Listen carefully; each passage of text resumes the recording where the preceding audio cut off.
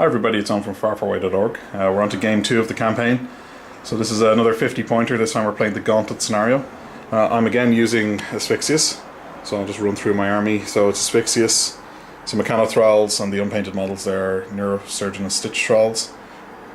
There are 2 Death Rippers, and there's a Warward Siren running around with each, though I have Scar subbing in as a Warward Siren. I think that's a reasonable substitute.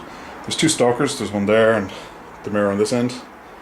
I have 10 Bane Thralls with Tartarus, there's 6 Bile Thralls, there's a Scarlock, and then of course Deathjack out in the front. Hey Phil, so who's in your army? So Chromac is here, he's leading the force. I have Druids, Totem Hunter, whose prey is Tartarus, Shifting Stones with the Stonekeeper. Not Sentry Stones as I called them last game. Yeah. An Argus, a Warpwolf, a full unit of Warpborn Skinwalkers, Feralgeist, Yep. Gorax, Stalker, and then the Wolfstalkers. Excellent. Okay, so I have first turn, so I'll report in after that turn.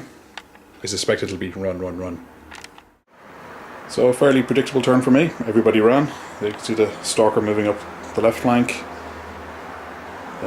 Arknode and Banes in behind.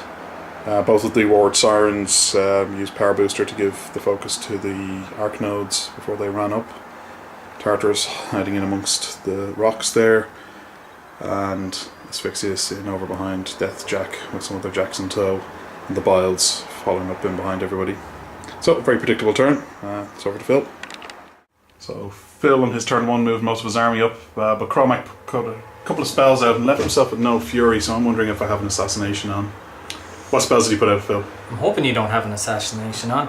So on himself he popped out Warpath. On the Warpwolf he's put Inviolable Resolve, so that gives +2 armor. Yeah.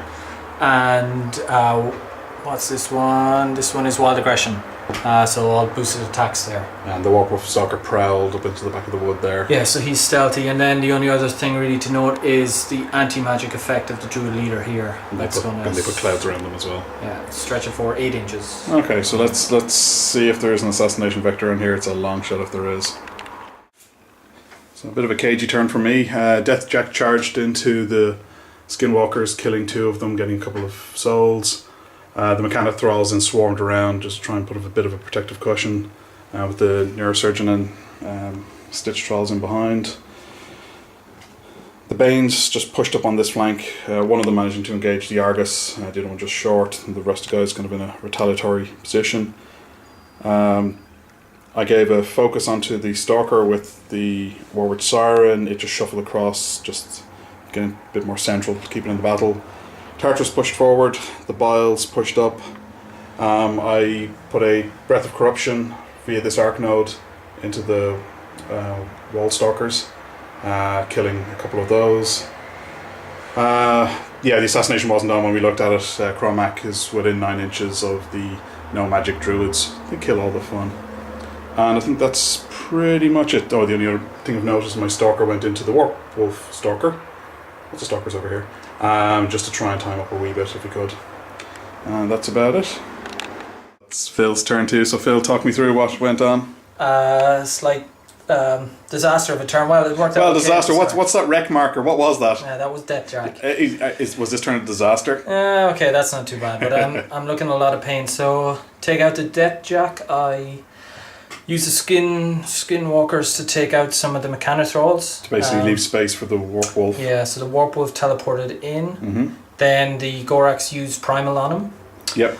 The Gorax moved in to attack the Stalker here, did some very minor damage. The Stalker that, which is alive on 1 box. Yeah, okay. So the Warpwolf then warped for strength, and with 4 fury and the benefit of Primal, he took out Deathjack with the last attack. Yep. Then, let me see what went next. The Argus moved up, used Warpath to take out 2 guys. 2 guys then Warpathed up and then tried to hit the next guy and didn't quite. I wasn't sure if the Totem Hunter was in range of Tartarus, so I wasn't brave enough to try just out of an attack. So he took out one of the Banes. I'm hoping he's just going to cause some problems up there. The very brave druids came back here to use anti-magic to protect the army, even though I have bestial up just in case something goes on. Bestial. Warpwolf Stalker, with the benefit of wild aggression, damaged pretty seriously the Stalker, and then enabled Cormac to come in with a charge, leave it on one box. His dives completely sucked. Yeah. Over here, the last things, they moved up, took some shots at Mechanitrolls, didn't work out, and then one shot at the Warp Witch and got it's just right there. Yeah. Alright, cool. So, on to my turn 3. Okay, so my turn was quite tricky. So I think the first unit to activate was the Necrosurgeon. Added a couple more Mechanothralls in. They just shuffled around, mostly to make space around the Warpwolf, which is unfortunately still there. I'll explain what happened there. They did manage to do a bit of damage to the Mechanothralls themselves. Once that was done, then a Bilethrall who was just there stepped up and did a bit of damage to various things. Clipped the Totem Hunter, who was then finished off by the Stalker that moved in there. Tartarus charged in, cursed the Warpwolf, did a bit of damage. The other two charged in, one of them hit, doing a good bit of damage. Doing a low damage actually, and then the other one just missed. Yeah. So that didn't go as well as hoped. Managed to kill the walled Stalkers over on the right hand side here. That was a combination of a couple of Hellfires from these two guys, and then a melee attack from him at the end. I'm backed up. I'm trying to keep away from Cormac. I've seen what he can do. Over this side then, mostly just getting these guys in position if I need them next turn. And the Banes are just pushing up aggressively, so let's see how the next turn pans out. So the game has taken a turn for the better. Beer. Anyway, moving on to Phil's turn 3, I think it was. So Phil, what do you get up to here?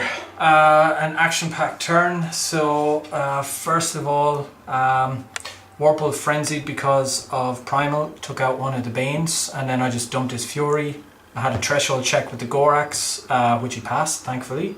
I then used him to finish off the Stalker that was here. He then failed, of course, to hit the Mechanothralls, but that's okay. After that, the Warpwolf Stalker was free to do a pretty impressive trample. Yeah, I'll try and trace the line. He came across this way, and imagining that there were Stitch Thralls, Mechanothralls, Bile Thralls. He then went berserk. Yeah. Killed all the way back to the Necrosurgeon, who was roughly in the middle of shot there. Then he sprinted back to here. Yeah. All told, a pretty epic turn from him. Yeah, 1, 2, 3, 4, 5, 8 kills on that, so that's not too bad. I'm putting him in range of Asphyxious for next round. Then the Druids moved up over here. Took some shots at the Banes, but of course missed. Took one out, but still they're in a bit of trouble, I think. The leader used anti-magic again, just in case I need it. You shuffled the Warpwolf up with... Warpath shuffled the Warpwolf up. The Skinwalkers completely failed to do anything. Yeah, one got a charge on Tartarus, whiffed didn't hit. Completely. Yeah, I think all 3 missed attacks. And then the Stones came over here to block charge lanes. And the Feral Guys did the same. Boo. Yeah. Okay, so let's see if there's anything I can do on my turn. So it's over. Asphyxious had a tight charge lane past the Warpwolf Stalker, so he made the charge, took the free strike. I think he did 5 points of damage to him on the way past, because he was full up on his fury, or his focus. He hit with the charge attack thanks to a boost, and then has a sustained attack. Before I did that, I took out, there was the unit leader from the Walled Stalkers was hanging around. I did that with Tartarus, and the nice thing with Tartarus is that Cormac was suffering -2 to his armor, so it was straight dice for damage, and he had a transfer. He transferred to Gorax, still the damage bled back onto him. Reeve to Fury had a transfer, but the writing was on the wall. Asphyxious hadn't defeated, and nothing else activated. So I should have gotten greedy and tried to kill stuff, but I forgot. Should have killed that Warpwolf. What was I thinking? Got greedy for the win. Ah well. In attrition-based games, you have to keep an eye on the overall kill total, and I took my eye off it. I went for the kill. Anyway, that's a game apiece after 2 games, so we'll see how game 3 goes.